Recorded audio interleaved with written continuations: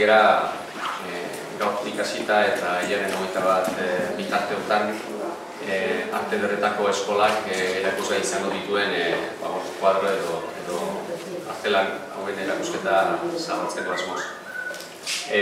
Teknika ezberdinen erakusketa bat izango da eta esan bezala arte ederretako eskolan eginak dira uste dut lan guztik.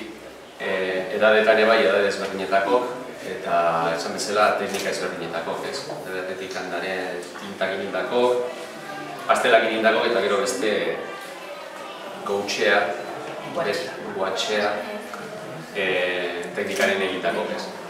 Esan bezala, guztiak eta beti izaten den bezala, guztiak gobidatu, etortzea gauza xerebrak eta politika darelako eta sakontasunaren horren berri emateko orain aldamen laskaten bai Torretak eta Laurak ikasleek emango dizue erakusketaren unaren berri.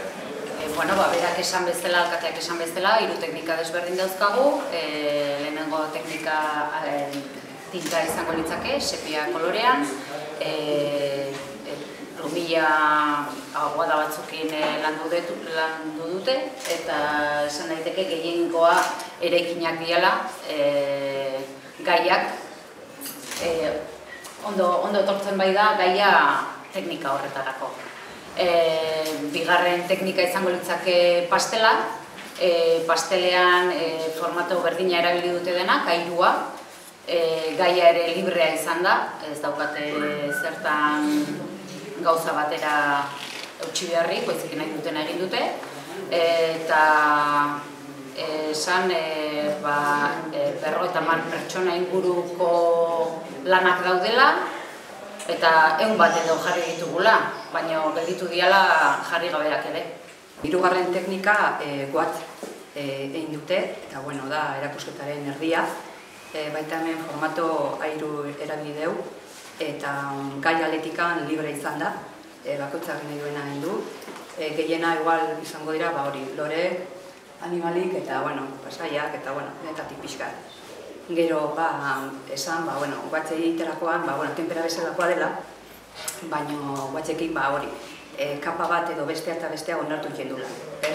Gero kolore aletikan oso indarra handia daukatela, eta hori da politena, ez?